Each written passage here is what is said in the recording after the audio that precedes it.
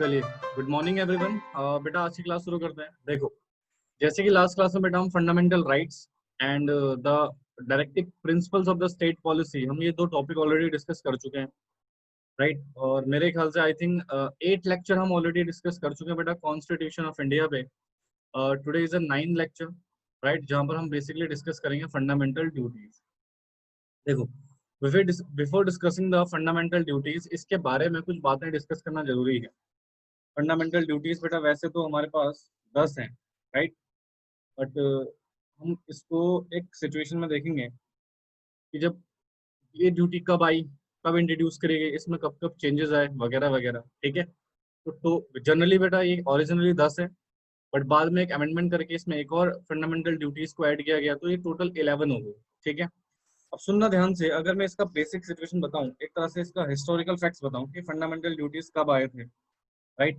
तो देखो, जब हमारा कॉन्स्टिट्यूशन ऑफ इंडिया बना,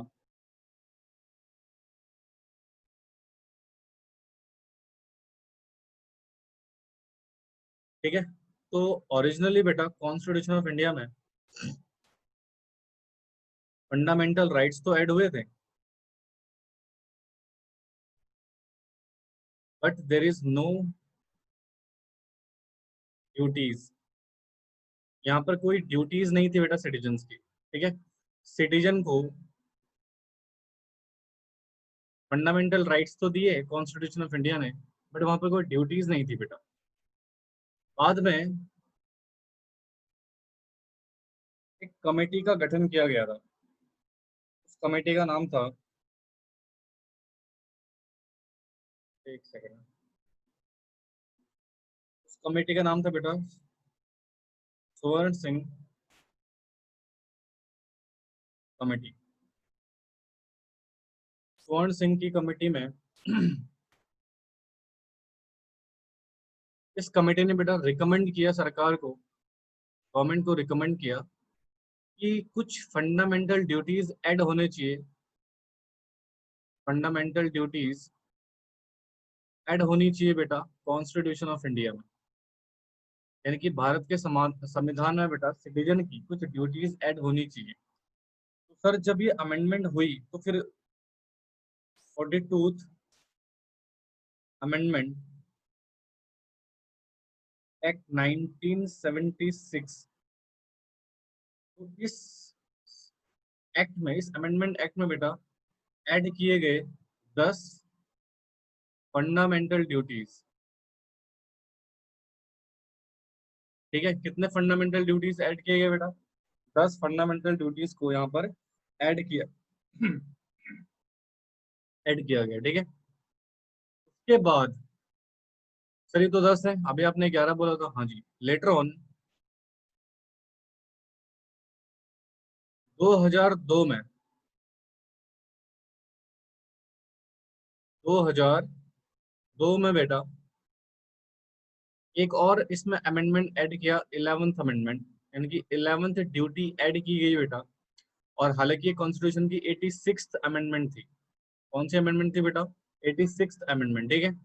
तो 11th ड्यूटी इसमें ऐड करी गई, तो टोटल बेटा 11 ड्यूटीज हो गई फंडामेंटल ड्यूटीज। उसके बाद बेटा अभी तक तो कोई अमेंडमेंट नहीं आया, शायद फ्यूचर में कुछ और ड्यूटीज ऐड हो जाए। बट सुनना ध्यान से, सिचुएशन क्या है, अभी तक तो इतना ही है। तो सर पहले जब कॉन्स्टिट्यूशन ऑफ इंडिया बनाया गया, राइट, उसमें राइट तो थे बट ड्यूटीज नहीं थी। किसके? सिटीजन्स, ठीक है। फिर कुछ साल बाद एक कमेटी का गठन किया गया, स्वर्ण सिंह कमेटी। इस कमेटी ने रिकमेंड किया बेटा कि कुछ फंडामेंटल ड्यूटीज ऐड होनी चाहिए बेटा कॉन्स्टिट्यूशन ऑफ इंडिया में। तो गवर्नमेंट ने, उस समय बेटा इंदिरा गांधी प्राइम मिनिस्टर थी, और 1976 आपको पता ही होगा बेटा, इमरजेंसी का दौर चल रहा था, ठीक है। तो इस अमेंडमेंट में बेटा कॉन्स्टिट्यूशन ऑफ इंडिया में ये जो 40th अमेंडमेंट है ना, it's a very huge amendment. Maximum जगह आप देखोगे 42 अमेंडमेंट में बहुत सारी अमेंडमेंट की गई कॉन्स्टिट्यूशन ऑफ इंडिया के अंदर, ठीक है। तो 10 फंडामेंटल ड्यूटीज को बेटा इसमें ऐड किया गया। बाद में लेटर ऑन 2002 में 11th वा जो ड्यूटी थी बेटा उसको भी यहाँ पर ऐड किया गया, ठीक है। तो इस तरीके से बेटा फंडामेंटल फोर्स में आए। जो हमारे फंडामेंटल ड्यूटीज है बेटा, वो इस तरीके से फोर्स में आए थे। समझ में आया? उसको फटाफट से नोट करो जरा।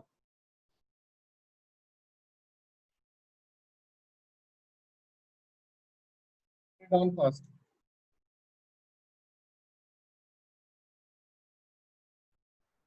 तो ये बेसिकली हिस्ट्री थी बेटा हमारे फंडामेंटल ड्यूटीज की। इसको लिखो फटाफट से।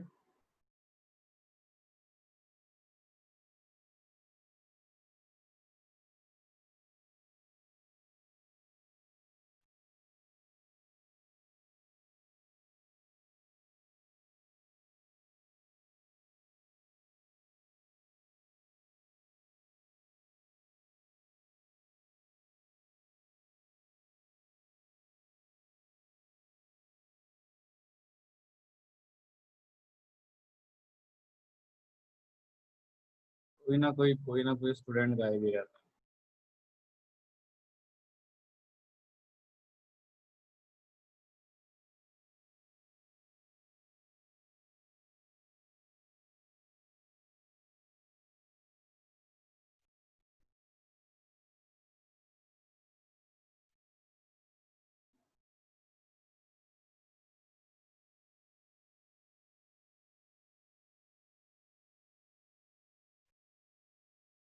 करो जी करो फटाफट से।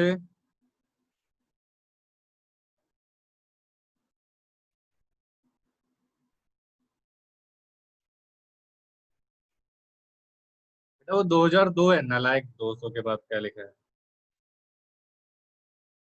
That's 2002, not 200।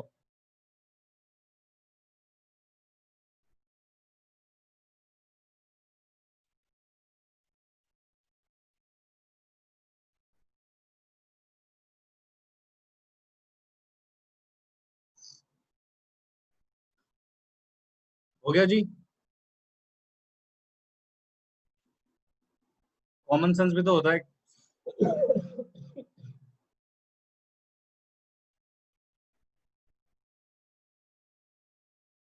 Common sense which is not common. चलो लिखा ये। हाँ जी। सवर्ण, स्वर्ण जो भी है ये।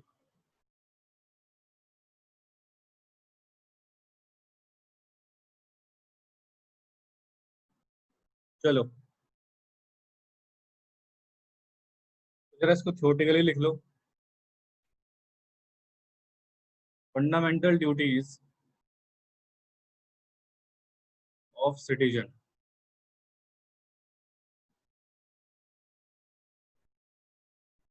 फंडामेंटल ड्यूटीज ऑफ सिटीजन और added to the constitution of India. बेटा मैं शॉर्ट में लिख रहा हूँ, आप लोग पूरा लिखना। By 42nd amendment, 42nd amendment in 1976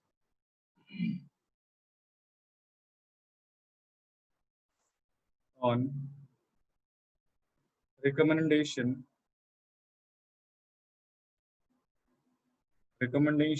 of the Swan Committee,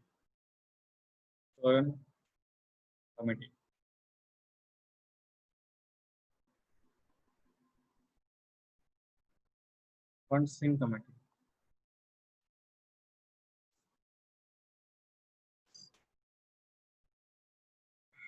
फिर कहते हैं case of in case of violation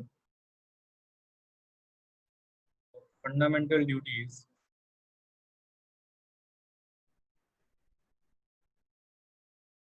enshrined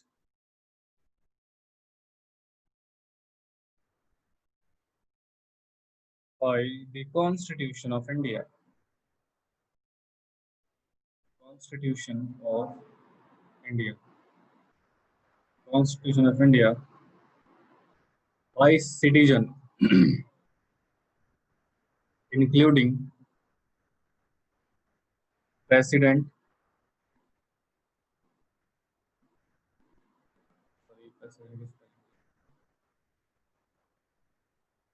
president, vice president,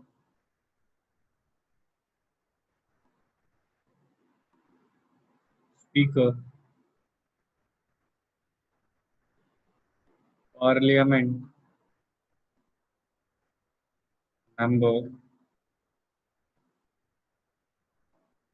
state legislature,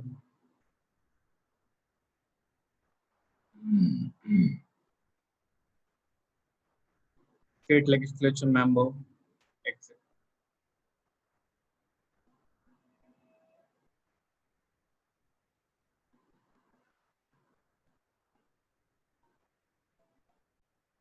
it amount to contempt of the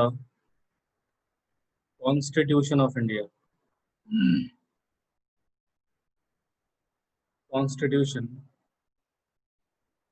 which is punishable, punishable है बेटा.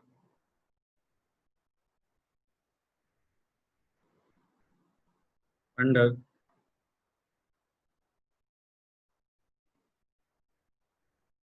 prevention of insult, prevention of insult to national honor, Act 1970. चलिए,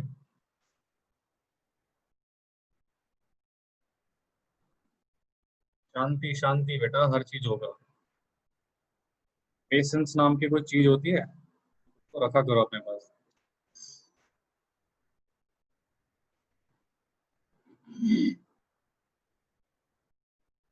ना लिखो पहले फटाफट से.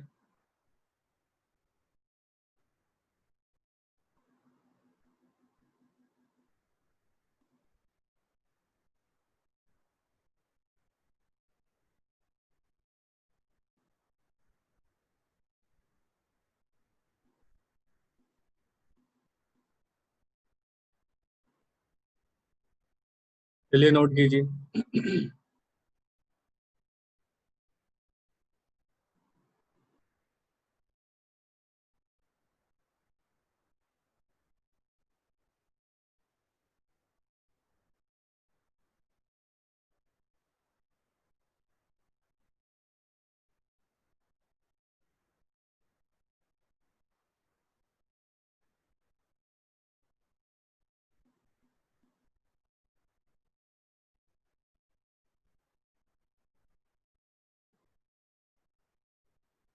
Done.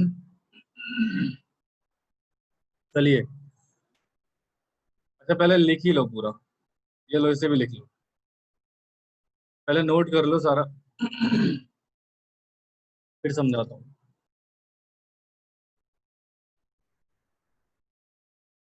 बेटा मधु इतनी लेट कैसे हो बेटा?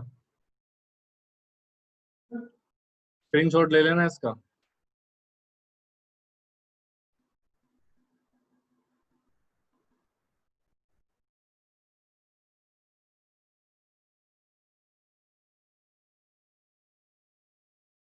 बेटा नेक्स्ट क्लास में मैं आपको सिटीजनशिप के बारे में पढ़ाऊंगा, ठीक है? बहुत सारी चीजें आपकी क्लियर होंगी. सॉरी, क्या आपका ही लॉस हो रहा है. टाइम पे आया करो यार. देखो क्या लिखा है बेटा, ध्यान से सुनिएगा. कहते हैं sir, fundamental duties of citizen were added to the constitution of India. कौन सी अमेंडमेंट में बेटा? 42nd अमेंडमेंट एक्ट 1976 में. यानी कि 1976 में बेटा फंडामेंटल ड्यूटीज को कॉन्स्टिट्यूशन ऑफ इंडिया में ऐड किया गया, राइट? तो इनिशियली बेटा कितनी ड्यूटीज थी? 10. बाद में एक और ड्यूटी ऐड करी तो कितने हो गए बेटा? एक बात बता दूं नलायको, बिल्कुल ध्यान से सुनना, क्वेश्चन आ सकता है 10th. 10 ड्यूटी कब ऐड हुई थी तो लिखोगे 42nd अमेंडमेंट में, ठीक है? और अगर आपसे पूछा जाएगा कि 11वीं ड्यूटी कब ऐड हुई थी तो ये याद रखना है 86th अमेंडमेंट में, ठीक है? देखो एक छोटी छोटी बातें, इट्स वेरी इंपॉर्टेंट. ये जो आपका एमसीक्यू का पेपर है ना, इसमें ये सब पूछे जाएंगे आपसे कि अमेंडमेंट कब हुआ था. अभी मैं आपको पढ़ाऊंगा जब ये चैप्टर ऑलमोस्ट खत्म हो जाएगा ना, जब मैं रिट्स पढ़ा दूंगा आपको, उसके बाद में बेटा मेजर अमेंडमेंट्स आपको बताऊंगा कि 1951 से लेकर आज तक 2019 तक बेटा, क्योंकि 20 साल में तो कुछ काम ही नहीं हुआ अभी तक पार्लियामेंट में खास. तो 19 तक बेटा कितनी अमेंडमेंट हुई है हमारे कॉन्स्टिट्यूशन ऑफ इंडिया में मेजर अमेंडमेंट वो हम पढ़ेंगे, और वो आपको याद रखना है कि अमेंडमेंट का नंबर कौन सा है, वेरी इंपॉर्टेंट। तो सर कॉन्स्टिट्यूशन में फंडामेंटल ड्यूटीज बेसिकली ऐड कब हुई बेटा? 42nd अमेंडमेंट में, राइट? जो कि 10 ड्यूटी उसको ऐड किया गया था। 11वीं ड्यूटी को कब ऐड किया था बेटा? 86 अमेंडमेंट में। तो ये आपको याद रखना है चीजें, ठीक है? ऑन किसकी रिकमेंडेशन पे बेटा? स्वर्ण सिंह कमेटी। तो ये भी आपको याद रखना है, अगेन जो मैं सर्कल करूं कर लेना ठीक है? जो चीज मैं सर्कल कर रहा हूँ कर लेना, क्योंकि आपको चीज याद रखनी है, ठीक है? कि फंडामेंटल ड्यूटीज कौन सी कमेटी में रिकमेंड करे गए थे बेटा? स्वर्ण सिंह कमेटी में, ठीक है? फिर कहते हैं इन केस ऑफ वायलेशन, यानी कि वायलेशन ऑफ फंडामेंटल ड्यूटीज, अगर कोई भी पर्सन बेटा फंडामेंटल ड्यूटीज का वायलेशन करता है, जो कि दैट इज एनश्राइंड, एनश्राइंड का मतलब होता है प्रतिस्थापित, प्रतिस्थापित करेंगे बेटा कॉन्स्टिट्यूशन ऑफ इंडिया में बाय सिटीजन। देखो, अगर वायलेशन कौन कौन करेगा बेटा? सिटीजन। सिटीजन में तो सारे लोग आ गए, इंक्लूडिंग, अलग से बेटा इन्होंने किसको डाला है?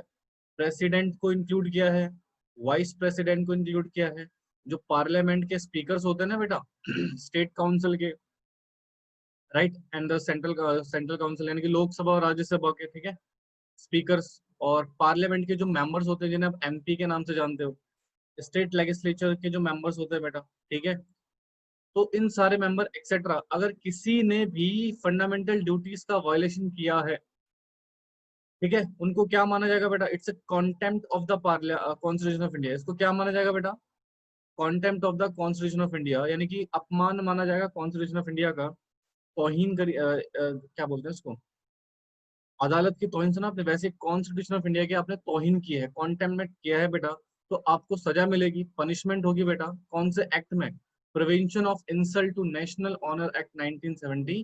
देयर इज एक्ट, जो कि बेटा अगर आप किसी भी इंडिया के, राइट, नेशनलिज्म पे कोई भी सवाल उठाते हो, या आप इंडिया के फ्लैग को रिस्पेक्ट नहीं देते, या फ्रीडम फाइटर्स के बारे में कुछ गलत बोलते हो, या कुछ भी बेटा नेशनल एंथम नहीं बोलते, बहुत सारी ड्यूटीज में आपको बताऊंगा, या आपसी भाईचारा बिगाड़ते हो, तो आपको सजा कौन से एक्ट में मिलती है बेटा? इट्स ऑल्सो वेरी इंपॉर्टेंट, याद रखना बेटा इसको, prevention of insult to national honour act 1971। मुझे लगता है आज तक आपने सुना भी नहीं होगा बेटा ये लोग, ठीक है? तो prevention of insult to national honour act 1971, याद रखना इस लॉ को।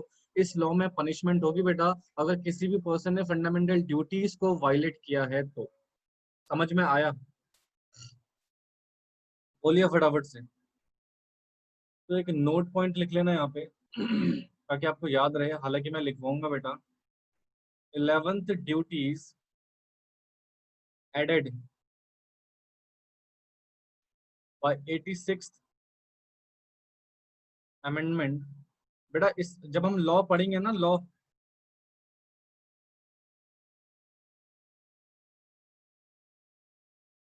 जब मैं आपको लॉ पढ़ाना शुरू करूंगा बेटा, तब तक आपको बहुत सारी चीजें क्लियर हो चुकी होंगी और आपको लॉ समझना बहुत आसान रहेगा। तो गधी, इसमें समझाना क्या है? इसमें समझाना क्या है बेटा, अगर किसी भी पर्सन ने फंडामेंटल ड्यूटीज को फॉलो नहीं किया, उसका वायलेशन किया, तो उसको सजा मिलेगी इसमें, इस एक्ट में। बस बात खत्म।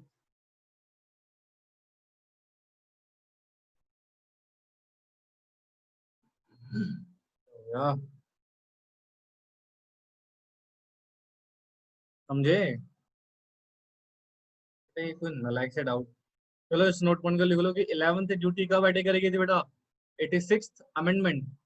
कब में? 2002 में। तो प्लीज ये ईयर याद रखना, आपके एमसीक्यू के क्वेश्चंस के लिए इंपॉर्टेंट है, ठीक है?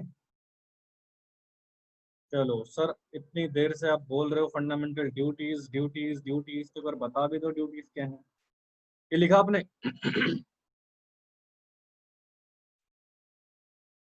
हाँ जी। आप करें स्टार्ट फंडामेंटल ड्यूटीज।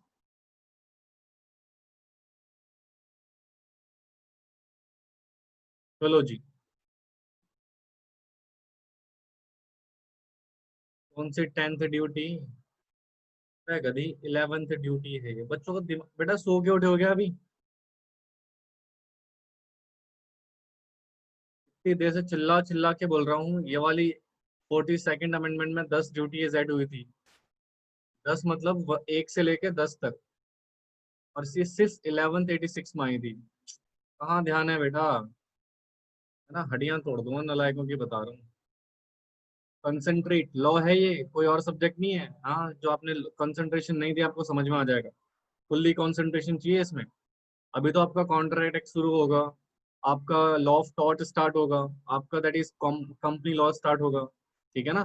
तो अभी तो लॉ की शुरुआत भी नहीं हुई है बेटा, ये तो बहुत बेसिक बातें हैं।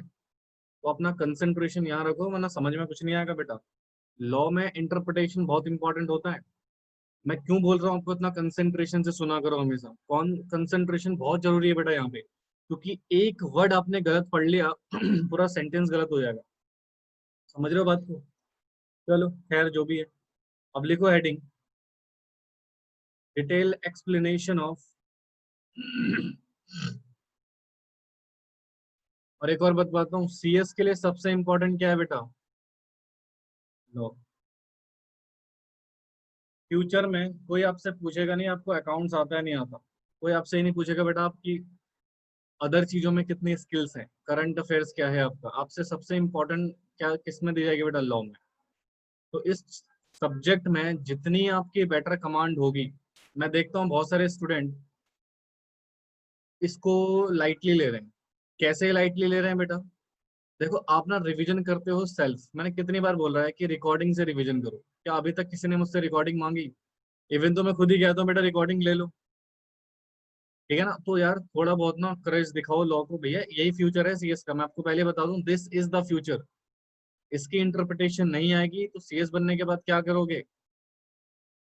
आपको इतने सारे लॉज पढ़ाए जाएंगे बेटा, कंपनी लॉ, सिक्योरिटी लॉ, ठीक है, labour laws, that is commercial laws. इस सारी लॉज आपको तब समझ में आएंगी जब आपकी बेसिक क्लियर हो और जब फ्यूचर में कभी किसी कंपनी में काम करोगे तो वहां पर भी लॉ का ही काम करना पड़ेगा। अपनी फर्म खोलोगे वहां पर भी लॉ का ही काम करना पड़ेगा। तो लॉ ही आपकी दुनिया है, और कंपनी लॉ तो सीएस के ब्लड में होनी चाहिए। समझ में आ रही बात? तो ये मेन लॉ यही है बेटा आपके लिए। हालांकि सारे मेन है, बट जो मोस्टली जो ज्यादा इंपॉर्टेंट मानी जाती है वो कंपनी लॉ मानी जाती है। तो अभी से ही लॉ में ज्यादा इंटरेस्ट दिखाओ, ज्यादा इसमें अपना ध्यान रखो, क्योंकि फालतू सीएस बनने से बेटर है कि आप बनो ही मत सीएस फिर। अगर सीएस बनना है तो अच्छा सीएस बनना है, नॉलेजेबल सीएस बनना है, क्वालिफाइड सीएस बनना है। ऐसे बहुत सारे कंपनी सेक्रेटरी हैं बेटा जो सीएस बन तो जाते हैं बट उस फील्ड में कर नहीं पाते कुछ। तो इसलिए अपना ध्यान रखो लॉ में कंसंट्रेशन से।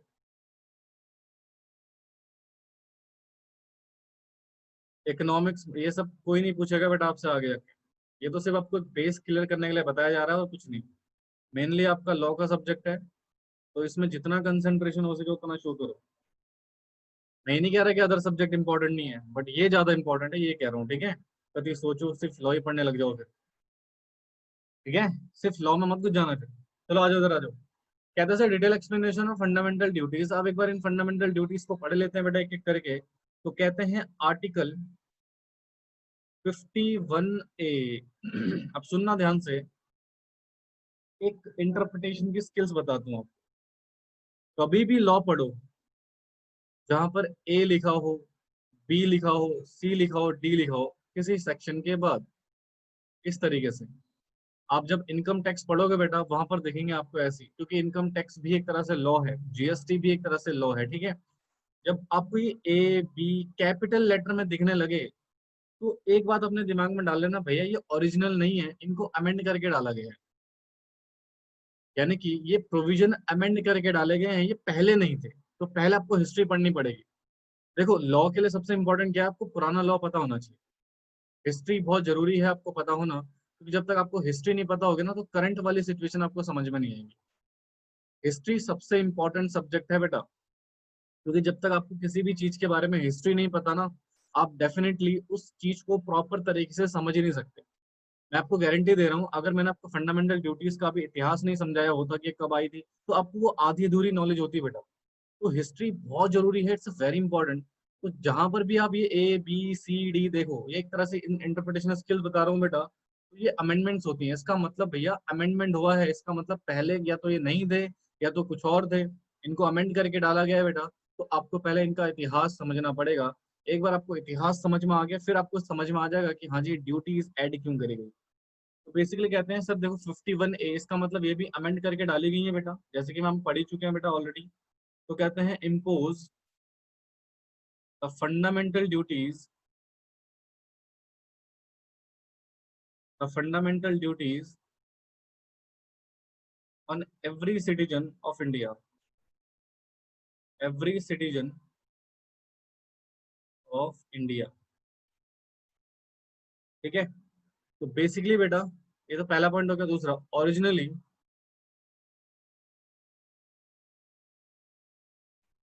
these these are 10 duties, but in year 2002,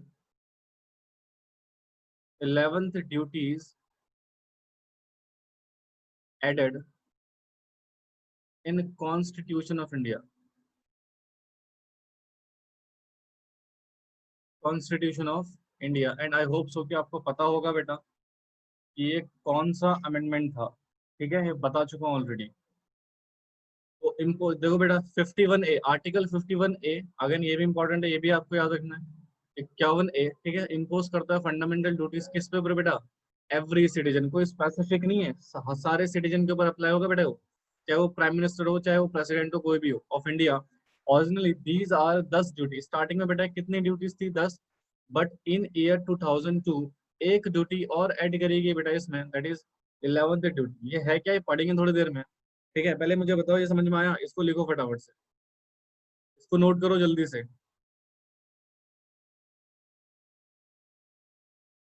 समझ में आ रहा है तुम्हारे कुछ?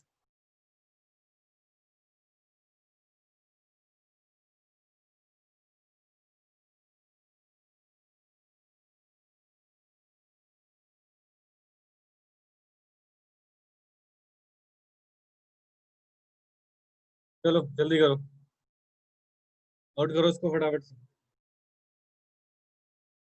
गया ना सबका? तो बेसिकली आई होप सो समझ में भी आ गया हो। अब सुन ना, अब एक एक करके बेटा इन ड्यूटीज को डिस्कस करते हैं। तो पहली ड्यूटीज लिखो, पहली ड्यूटीज लिखो, to abide by the constitution and respect its idols and institution,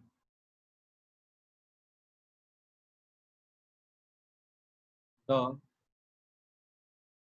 national flag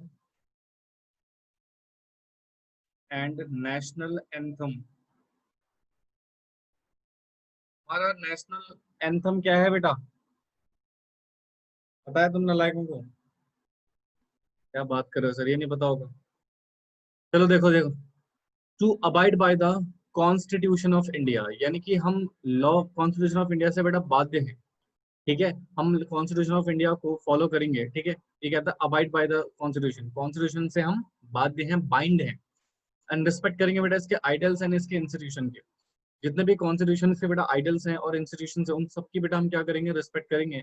जैसे कि नेशनल फ्लैग, ट्राई कलर, तिरंगा, उसको बेटा रिस्पेक्ट देंगे।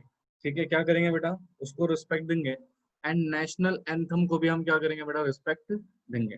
ठीक है, तो पहली ड्यूटीज क्या है बेटा आपकी? कि आप कॉन्स्टिट्यूशन ऑफ इंडिया से अबाइड हो। अबाइड का मतलब होता है बाइंड होना, कि आप उससे अबाइड हो, मतलब आप कॉन्स्टिट्यूशन ऑफ इंडिया के प्रोविजन को फॉलो करोगे। ठीक है, और रिस्पेक्ट करोगे बेटा उसके आइडल्स को, उसके इंस्टीट्यूशंस को। जैसे कि बेटा आपके नेशनल फ्लैग को आपको रिस्पेक्ट देनी पड़ेगी। ठीक है, जो हमारा नेशनल फ्लैग है बेटा, ट्राई कलर। ठीक है, और आपको नेशनल एंथम को क्या करनी पड़ेगी बेटा? रिस्पेक्ट देनी पड़ेगी। ठीक है, जरा मुझे बताना नेशनल एंथम क्या है भारत का? जिससे पूछूं वो नंदनी।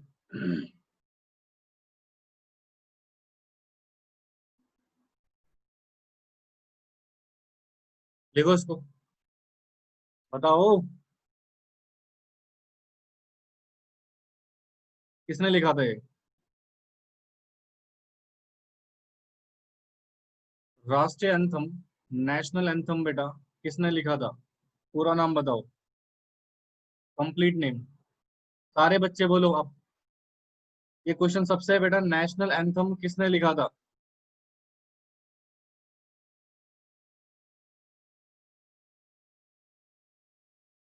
ओके, बाकी भी कुछ बच्चे पार्टिसिपेट नहीं कर रहे। पूरा नहीं पता, अबे नालायक। हाँ जी ठीक है, इन बच्चों का आंसर परफेक्ट। ठीक है, तो Jana Gana Mana is a national anthem of India which is wrote by Rabindranath Tagore. ठीक है, अब सुनना, तो सबसे पहले क्या कहते हैं, इट इज, ये समझ में आ गया होगा मेरे ख्याल से। तो first is a first duty कि आपको बेसिकली क्या करना है बेटा, कॉन्स्टिट्यूशन ऑफ इंडिया से बाध्य हैं आप। ठीक है, क्या है बेटा, कॉन्स्टिट्यूशन ऑफ इंडिया से बाध्य हैं। दूसरा, आप इसके आइडल्स को, इसके इंस्टीट्यूशंस को रिस्पेक्ट दोगे बेटा, यानी कि इसकी बुक, जो कॉन्स्टिट्यूशन की बुक है बेटा, उसको हम रिस्पेक्ट देंगे। एंड नेशनल फ्लैग को रिस्पेक्ट देंगे, एंड डेफिनेटली नेशनल एंथम को भी हम क्या करेंगे बेटा, रिस्पेक्ट देंगे। तो this is the first duty of citizen of India. ठीक है, अगर ये आपने फॉलो नहीं किया तो कौन से एक्ट में सजा मिलेगी आपको? हाँ जी, अगर आपने ये फॉलो नहीं किया तो कौन से एक्ट में सजा मिलेगी आपको, याद है? ये वाला एक्ट, ये याद है, prevention of insult to national honour act 1971, ये याद रखना। ठीक है, prevention of insult to national honour act 1971, please याद रखना। ठीक है, तो this is the first duty. Second duty लिखो, सेकंड ड्यूटी लिखो बेटा, to cherish and follow the noble ideal which inspired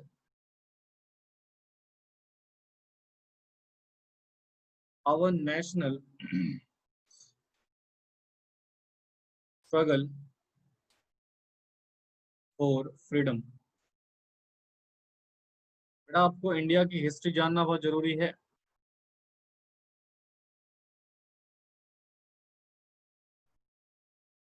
देखो जरा ध्यान से सुनिएगा, क्या कह रहा है, टू चेरिश और टू फॉलो नोबल आइडल्स, ठीक है, which inspired our national struggle for freedom.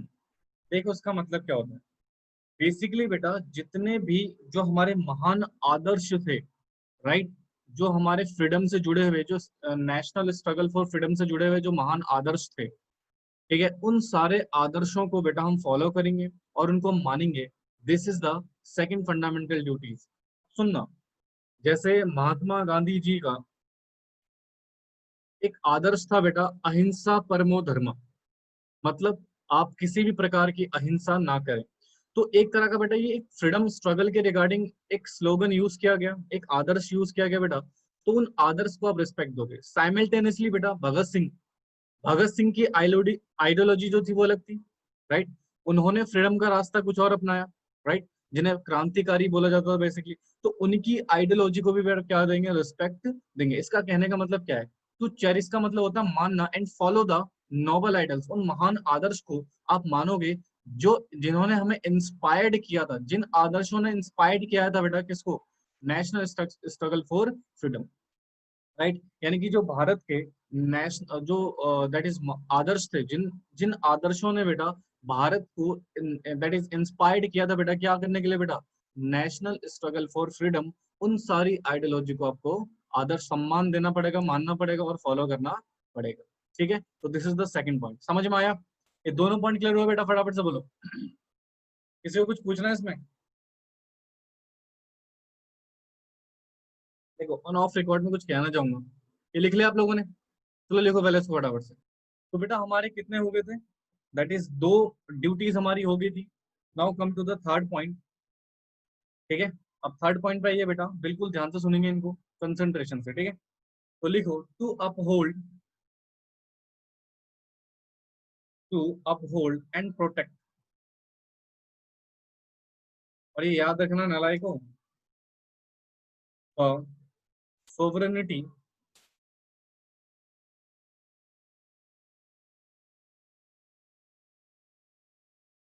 Sovereignty unity and integrity of India.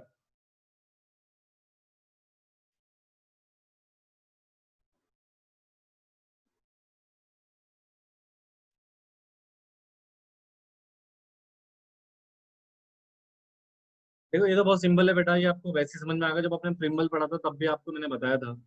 To uphold, but हम कुछ बातें हैं जिनका मतलब समझना बहुत जरूरी है। अपहोल्ड का मतलब क्या होता है बेटा? बनाए रखना, ठीक है। To uphold and protect, protect करना आपको तो पता ही होगा। The sovereignty, unity and integrity of India, Bharat का प्रभुत्व यानी कि पावर, यूनिटी एकता, इंटीग्रिटी अखंडता, इन तीनों चीज को बेटा बनाए रखोगे और प्रोटेक्ट करोगे। सुनना, कोई भी शख्स, कोई भी शख्स बेटा भारत भारत की सॉवरेनिटी को यानी कि प्रभुत्वता को, पावर को, अथॉरिटी को अगर अपमानित करता है, उसको फॉलो नहीं करता, और दूसरा भारत की एकता को चैलेंज करता है बेटा, या भारत की अखंडता को चैलेंज करता है, ठीक है, तो उस केस में बेटा उसका माना जाएगा कि उसने फंडामेंटल ड्यूटीज को उल्लंघन करा है, ठीक है, और अगेन उसको उस एक्ट में पनिशमेंट दी जाएगी बेटा, ठीक है। अब सुनिए ध्यान से, क्या कह रहा है? To uphold and protect the sovereignty, unity, integrity of India, यानी कि आपको बनाए रखना है, दिस इज योर रिस्पॉन्सिबिलिटी, और प्रोटेक्ट भी आप ही को करना है। You are the citizen of India, you have to uphold and also protect the sovereignty, ठीक है, unity and integrity of India, Bharat का प्रभुत्व, एकता और इंटीग्रिटी यानी कि अखंडता को बेटा आपको क्या करना है? बनाए रखना है। तो this is the basic situation of fundamental duties, ठीक है। आई होप सो समझ में आ गया होगा बेटा। इसका हिंदी मीनिंग जरूर लिख लेना, आपको बाद में दिक्कत ना हो। अप होल्ड का मतलब होता है बनाए रखना, ठीक है, बाकी सबको तो पता ही होगा बेटा। समझ आया? हाँ जी बोलो, फटाफट से क्लियर हुआ एवरीवन? तो ये आपकी ड्यूटीज है बेटा, ये आपको फॉलो करनी है बेटा। अथॉरिटी, सुप्रीम पावर बोलते हैं, सुप्रीम पावर, ठीक है, और हिंदी में बोलो तो प्रभुत्व, प्रभुत्व। समझ में आ रहा है बेटा? हाँ जी बोलो यार फटाफट से। तो this is the third duty जो कि एक सिटीजन को फॉलो करनी है। अगेन फॉलो नहीं करोगे तो पनिशमेंट मिलेगी बेटा आपको। पनिशमेंट मिलेगी कौन सा एक्ट में बेटा? Prevention of insult of national honour act 1971 में, ठीक है। अच्छा ये लिखा आप लोगों ने? चलिए फोर्थ पॉइंट लिखो। To defend the country and render national service when called up,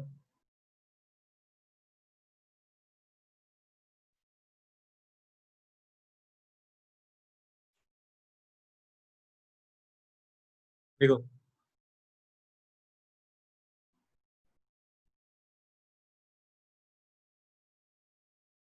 देखो बेटा, कहते हैं टू डिफेंड कंट्री, आप कंट्री को क्या करोगे बेटा? डिफेंड करोगे।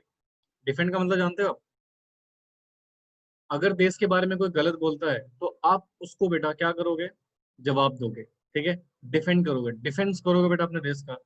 और रेंडर करोगे बेटा national service when called upon two do so. और बेटा आप नेशनल सर्विस प्रोवाइड करोगे देश को जब आपको बुलाया जाएगा। जैसे मान लो आपदा की सिचुएशन आ गई, यानी कि बाढ़ आ गई, कुछ भी आ गई, और वहां पर बेटा लोगों की जरूरत पड़ रही है, तो मान लो आपको बुलाया जाएगा, ठीक है, कि आओ भाई हेल्प करो। इसका मतलब दैट जो आप एहसान नहीं कर रहे हो बेटा वहां जाके, that is your duty, right. अब आपने नेशनल सर्विस, जैसा भी कोरोना वायरस चल रहा है बेटा, तो बहुत सारे जो डॉक्टर्स हैं, नर्सेस हैं, पुलिसमैन हैं, आर्मी वाले हैं, जो भी हैं बेटा, वो ड्यूटीज में लगे हुए हैं बेटा, राइट। और ये हमारा भी फर्ज है बेटा, जो कॉमन मैन है उसकी भी ड्यूटी है बेटा, कि वो ऐसी आपदा की सिचुएशन में देश को अपनी सर्विस दे सकता है। उसको बोलते हैं बेटा टू डिफेंड द कंट्री, आप अपनी कंट्री को डिफेंड करोगे, ठीक है। और नेशनल सर्विस आप प्रोवाइड करोगे बेटा देश को जब जब आपको बुलाया जाएगा, तो दैट इज योर ड्यूटी, ठीक है। ये भी आपकी ड्यूटी है बेटा, समझ में आ रहा है? अजी बेटा, तो चार ड्यूटीज हमारी हो गई, ये क्लियर हुआ? नेक्स्ट लिखो। अगला थोड़ा इंपॉर्टेंट है तो नेक्स्ट पेज में लिखवाता हूँ। ये हटा दूं, इसको लिख लिया ना ये? तो बेसिकली चार ड्यूटीज हमने पढ़ ली है बेटा, ना फिफ्थ ड्यूटी पे आई है। कहते हैं to provide, sorry, to promote harmony, to promote harmony and the spirit of common brotherhood, common brotherhood among all the people of India, all the people of India, transcending religious, linguistic, linguistic and regional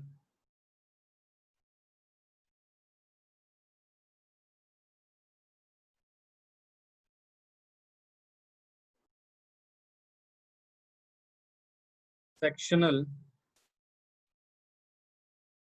diversities,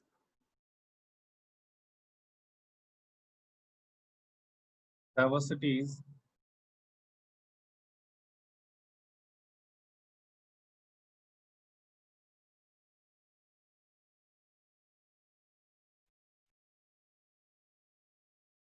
to renounce, practice derogatory to the dignity of women,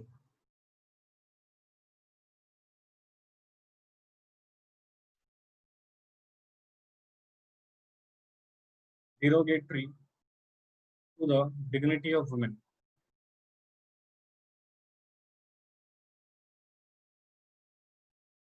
Note it down.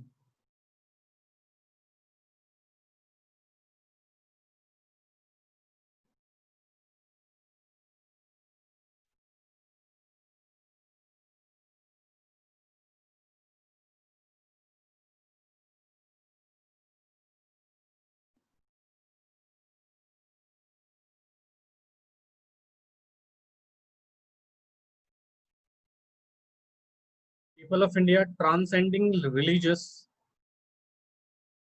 linguistic and religious sectional diversities to renounce practice. ठीक है? Derogatory to the dignity of women. लिखो इसको.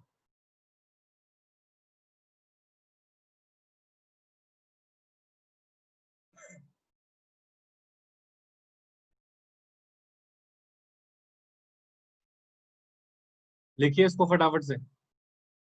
देखो जी क्या कह रहा है बेटा ये सिचुएशन. कह रहा है जी आपको प्रमोट करनी पड़ेगी हार्मनी.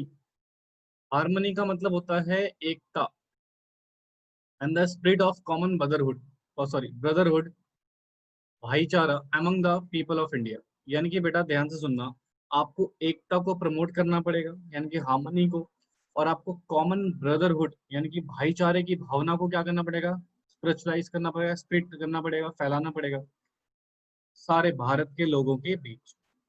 और आप किसी भी पर्सन के ऊपर बेटा क्या नहीं कर सकते बेटा, अपमानजनक टिप्पणी नहीं कर सकते, ना तो किसी रिलीजियस के ऊपर, ना ही किसी के लैंग्वेज या उसके रीजन क्षेत्र के ऊपर, ना ही उसके सेक्शनल डाइवर्सिटीज के ऊपर, और ना ही किसी विमेन की डिग्निटी को बेटा आप क्या कर सकते हैं बेटा, अपमानित कर सकते हैं. इन सारी प्रैक्टिस को आपको क्या करना पड़ेगा बेटा, रिनाउंस करना पड़ेगा, हटाना पड़ेगा. सुनो मैं आपको उसका करेक्ट पॉइंट बताता हूँ.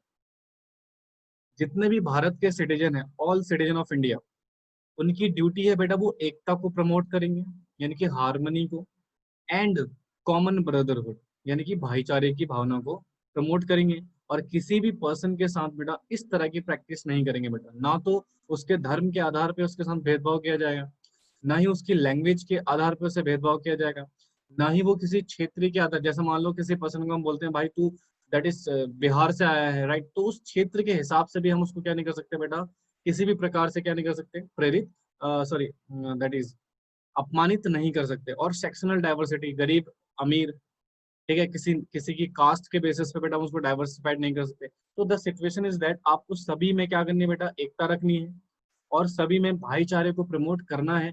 किसी भी तरह की अगर इस तरह की प्रैक्टिस हो रही है बेटा, ठीक है, रिलीजियस के ऊपर, लैंग्वेज के ऊपर बेटा अपमानित हो रहे हैं, तो उस चीज को बेटा आपको क्या करना पड़ेगा, हटाना पड़ेगा, रोकना पड़ेगा उस प्रैक्टिस को. तो ये क्या था बेटा हमारी फिफ्थ ड्यूटी. समझ में आई? हाँ जी बोलिए.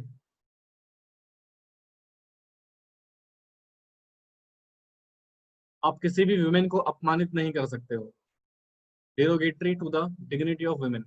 डन, क्लियर हुआ एवरीवन? हाँ बिल्कुल, मैन की भी डिग्निटी होती है, उसकी भी नहीं कर सकते बेटा। लिखा नहीं है, मैं कह रहा हूँ, लिखा नहीं है अभी तक। समझ में आ गया ना ये? हाँ ठीक है। ये बताइए, लिखा नहीं है तो स्क्रीनशॉट बेटा उतनी देर से कर क्या रहा था? इसने भैया नहीं लिखा है, इसका स्क्रीनशॉट ले लो, क्योंकि अब मैं नेक्स्ट पॉइंट पढ़ाऊंगा। चलो बहुत अच्छी बात है। तो ध्यान से सुनिएगा, नेक्स्ट पॉइंट क्या है? Point number 6। पॉइंट नंबर 6 लिखो। टू वैल्यू एंड प्रिजर्व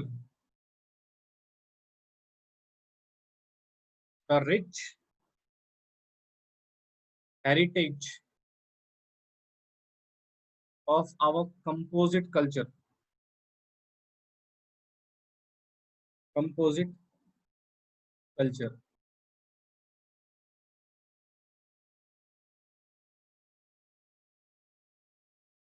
देखो जी, आप वैल्यू करोगे, प्रिजर्व रखोगे द रिच हेरिटेज। क्या होता है रिच हेरिटेज? हाँ जी, क्या होता है इसका मतलब? समृद्ध विरासत।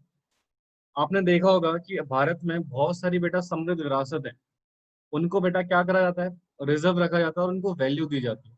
ठीक है, जैसे मान लो हमारी जितनी भी हिस्ट्रिकल फैक्ट्स हैं बेटा, जैसे किले हो गए, बहुत सारे किले होते थे बेटा।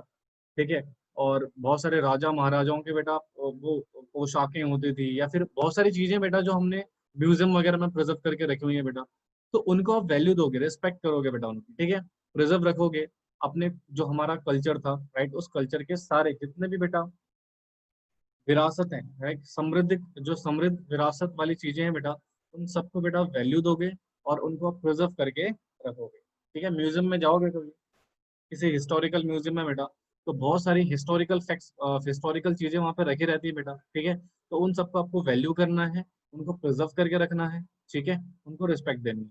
समझे? तो ये तो मेरे ख्याल से बहुत सिंपल था, आपको समझ में आ गया होगा। किसी को डाउट है तो पूछ सकता है भैया। हाँ जी, है किसी को डाउट है इसमें? ठीक है, लिखो फिर। Protect and improve. Protect and improve natural, हाँ जी, रेड फोर्ट हो गया, ताजमहल हो गया, वगैरह वगैरह। Natural environment.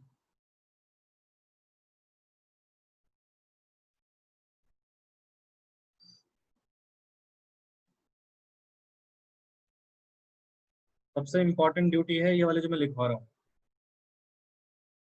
Including forest, lake, river and wild life,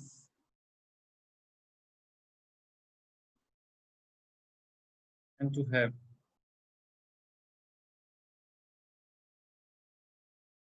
compassion for living creature।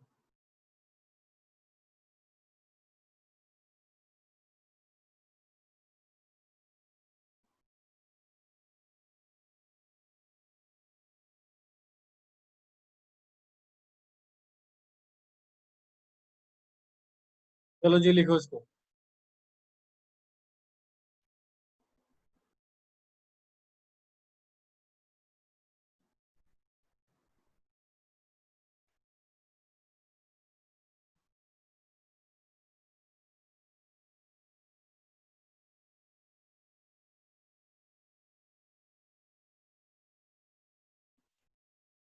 लिखा? देखो क्या कह रहा है, टू प्रोटेक्ट एंड इम्प्रूव। ध्यान से सुनिएगा। To protect and improve the natural environment including forest, lake, river, wild life and to compassion for the living creature. बेटा इसमें से कोई एक भी बात मुझे बता दो, मनुष्य मानता हो, सिंगल थिंग जो हम लोग मानते हैं बेटा, है इसमें से कोई भी चीज? ये भी एक लेकिन आपकी ड्यूटी है बेटा ये। और आई डोंट थिंक सो कि इसमें से एक भी चीज बेटा ह्यूमन बीइंग मानते होंगे। हमने ही बेटा नेचुरल एनवायरनमेंट की बात लगा रखी है।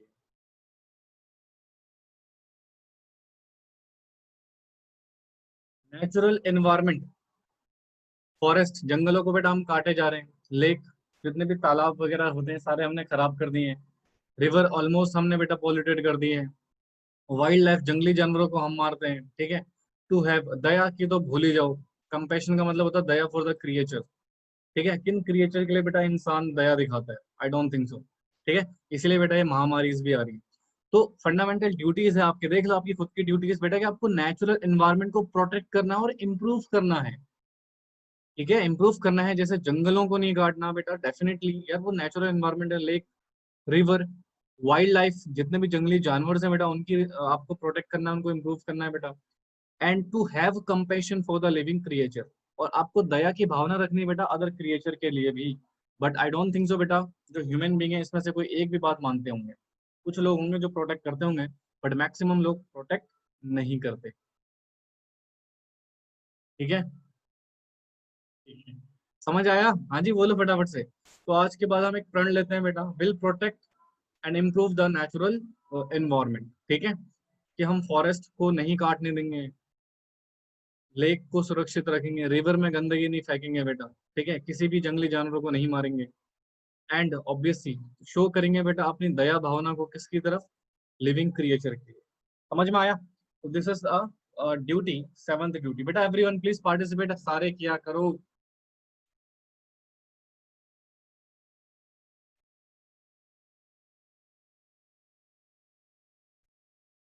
बेटा इंसान में सब आ गए। आप भी तो पेपर का यूज करते हो, मैं भी करता हूँ। फिर समझ आ गया? बोलो फटाफट से। हाँ, क्या कह रहा है? एटलीस्ट आसपास इनका ध्यान। बिल्कुल। विल हैव टू प्रोटेक्ट, मैं तो कह रहा हूँ सारे वेजिटेरियन हो जाओ, ठीक है। Protect to the wild life, जंगली जानवरों को मारना बंद करो, चाहे कोई से भी जानवर हो। चलिए लिखा बेटा ये। अब आओ नेक्स्ट पॉइंट पे। Very good, proud of you. चलो लिखो। कितने हो गए? 7। अब लिखो 8वां।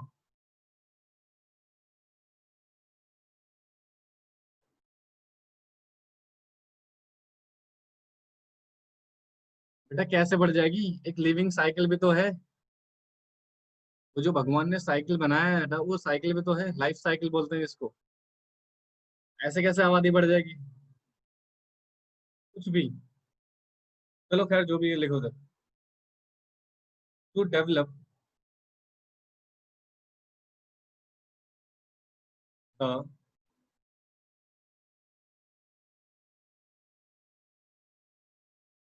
Scientific temper,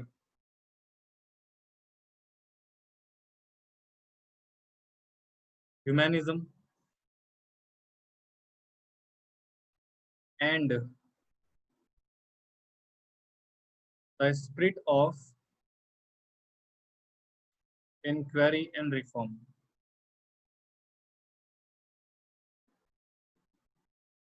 economic duty, safeguard public property, public property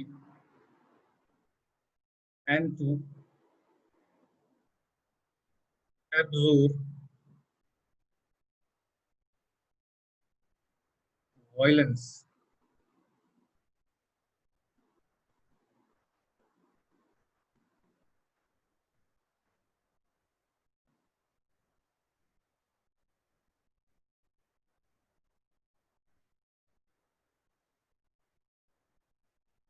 safeguard public property and to absorb violence।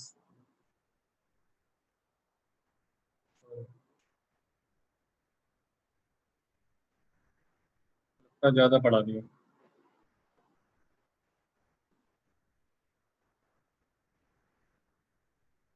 To strive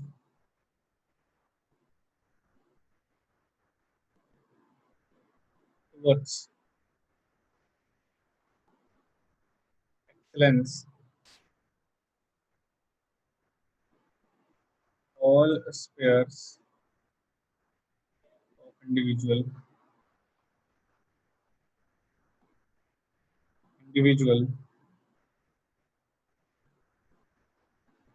and collective activity so that the nation constantly rise to higher level,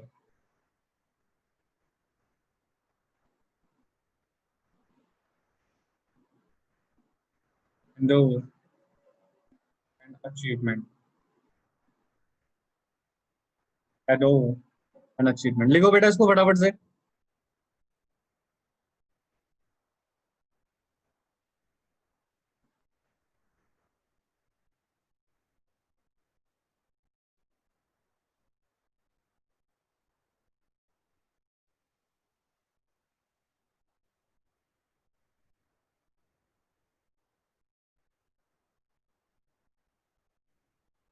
ठीक है।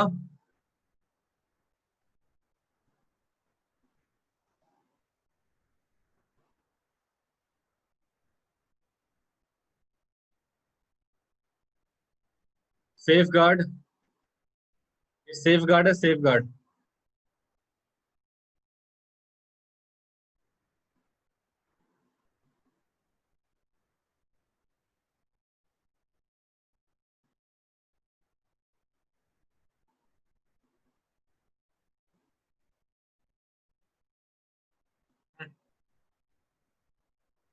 बेटा ये to safeguard public property and to absorb violence, absorb violence, violence violence. चलो देखो क्या कह रहा है, कह रहा है टू डेवलप, आपको डेवलप करना है बेटा किस चीज को, साइंटिफिक टेम्पर को, वैज्ञानिक स्वभाव को, ह्यूमैनिज्म को यानी कि मानववाद को, and the spirit the inquiry and reforms. बेटा कहने का मतलब क्या है, आपको डेवलप करना है बेटा साइंटिफिक स्वभाव को, यानी कि एक वैज्ञानिक को, आपको वैज्ञानिक स्वभाव को बेटा आपको डेवलप करना है, अपनाना है। ह्यूमनिज्म, मानववाद को प्रेफरेंस देनी है, यानी कि ह्यूमन सबसे बढ़कर है बेटा, ठीक है। ह्यूमनिज्म, मानववाद को आपको रिस्पेक्ट देनी है, उसको बढ़ावा देना है, डेवलप करना है। And spirit of inquiry and reforms, किसी भी जांच या फिर किसी भी सुधार को बेटा आपको क्या करना है, स्प्रिट रखना है। मान लो किसी के ऊपर इंक्वायरी हो रही है या फिर कोई रिफॉर्म्स हो रहा है बेटा, उस चीज को बेटा आपको एक्सेप्ट करना है, ठीक है। तो that is the spirit of inquiry and reforms. तो this is the 8 fundamental duties, ठीक है। आपको साइंटिफिक टेम्पर को, यानी कि जो वैज्ञानिक स्वभाव है और जो ह्यूमनिज्म है, उस चीज को क्या करना है बेटा, डेवलप करना है। एंड स्प्लिट करनी है बेटा इंक्वायरी एंड रिफॉर्म्स, ठीक है। किसी भी सुधार और किसी भी जांच को बेटा आपको क्या करना है, स्पिरिचुअली एक्सेप्ट करना है और डेवलप करना है। नेक्स्ट पॉइंट कह रहा है to safeguard the public property, आपको बेटा पब्लिक प्रॉपर्टी को क्या करना है बेटा, सेफ सेफ करना है। और किसी भी प्रकार की हिंसा, वायलेंस को बेटा बंद करना है, ठीक है। देखो ये आपकी ड्यूटी है बेटा कि आप किसी भी तरह की पब्लिक प्रॉपर्टी को डैमेज ना करें। जैसे बहुत सारे आप लोगों ने देखा होगा गवर्नमेंट स्कूल्स में, जो हमारे बच्चे करते हैं, स्टूडेंट बॉयज वाले स्कूल में, वो पंखे तोड़ देते हैं नालायक, खिड़कियों के लोहे तोड़ देते हैं, डेस्क तोड़ देते हैं। तो भाई तुम्हारी अपनी प्रॉपर्टी है वो, property basically belongs to the government, तो उसको बोलते हैं पब्लिक प्रॉपर्टी। तो देखो अपनी ड्यूटीज को आप बेटा फॉलो नहीं करते थे उस टाइम पे, अगर करते थे तो, ठीक है।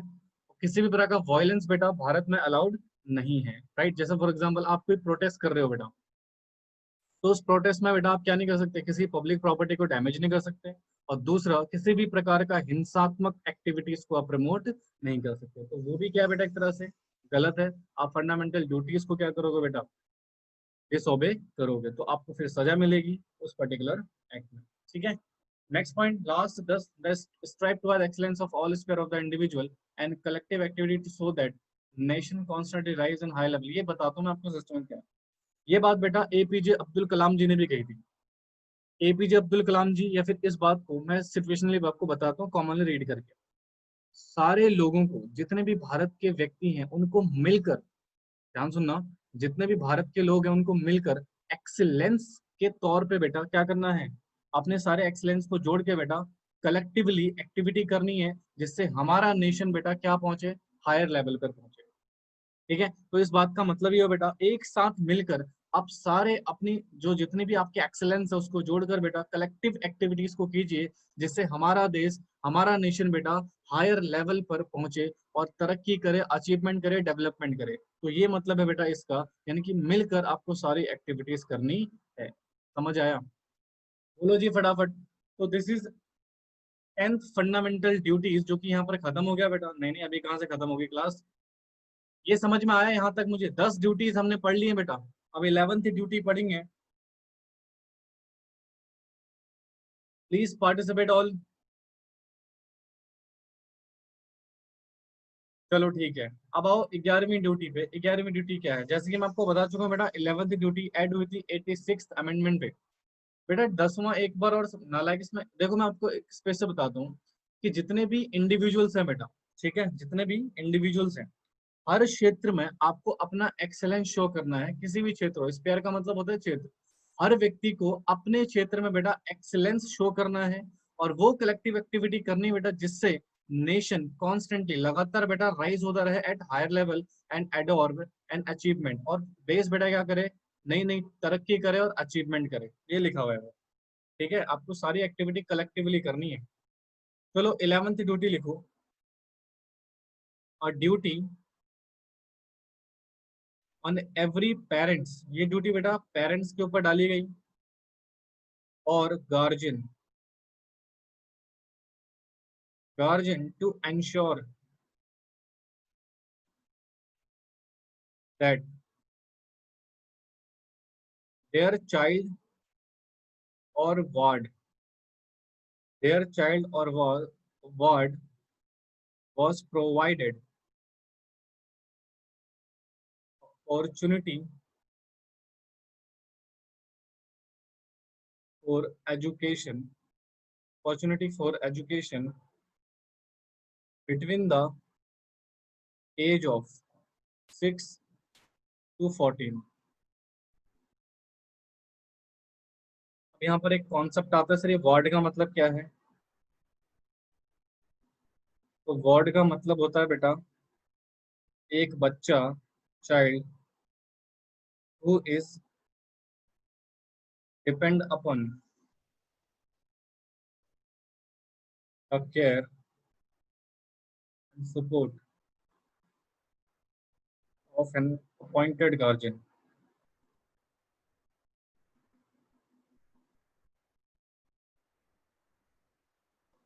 चलो देखो इसको बेटा, बेसिकली जो 11th ड्यूटी है वो किसके ऊपर है? पेरेंट्स और गार्जियंस के ऊपर। ठीक है, कहते हैं भैया आपका चाइल्ड हो चाहे वार्ड हो, उसको आप अपॉर्चुनिटी दोगे, राइट?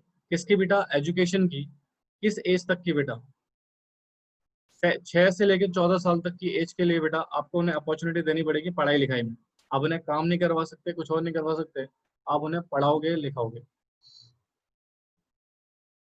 ये ड्यूटी है। वार्ड का मतलब होता है बेटा बेसिकली वो चाइल्ड जो डिपेंड है किसी की केयर और सपोर्ट में, जो कि आपका अपॉइंट किया गया है गार्जियन।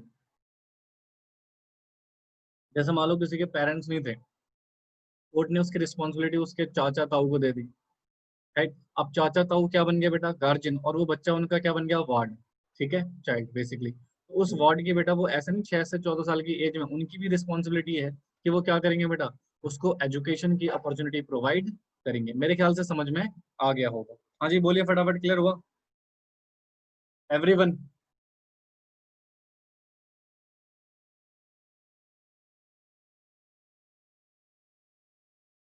ठीक है, तो अगर कोई पेरेंट्स बेटा अपने बच्चों को नहीं पढ़ा लिखा रहा इस एज में, तो अगेन उसके ऊपर केस हो सकता है बेटा। ठीक है, डन। आगे बढ़े, बोलो फटाफट यार, बोलते नहीं हो, सारे बोलो।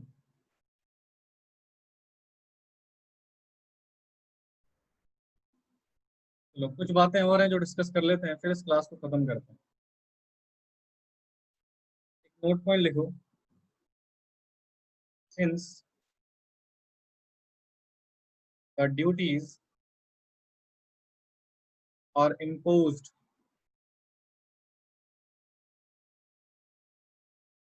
upon the citizen and not upon the state. Starting में लिखा था बेटा सिटीजन्स के ऊपर ये ड्यूटीज क्या है, एप्लीकेबल है। तो कहते हैं जो लेजिस्लेशन होते हैं, लॉ मेकर्स इज नेसेसरी, थोड़ा जल्दी जल्दी लिखना बेटा इसको, नेसेसरी फॉर देयर इम्प्लीफिकेशन, मतलब लॉ का होना जरूरी है बेटा इनके इम्प्लीमेंटेशन के लिए। इम्प्लीमेंटेशन लिखा है, ठीक है।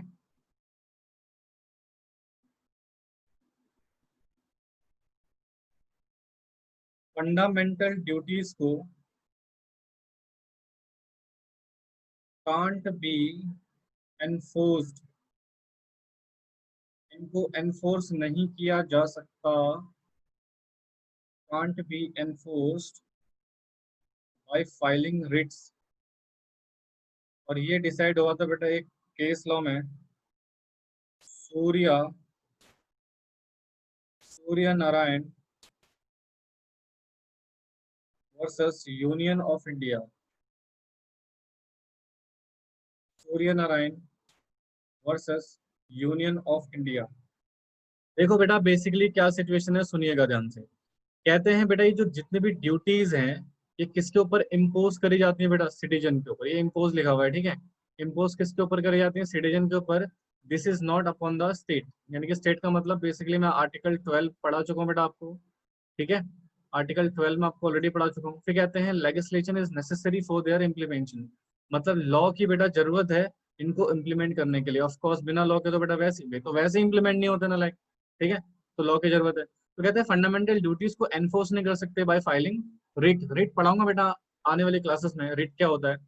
तो सिर्फ अभी सुन लो, रिट को फाइल करके बेटा फंडामेंटल ड्यूटीज को क्या नहीं कर सकते बेटा, एनफोर्स नहीं कर सकते। ये हुआ था डिसीजन बेटा Surya Narayan versus union of India में।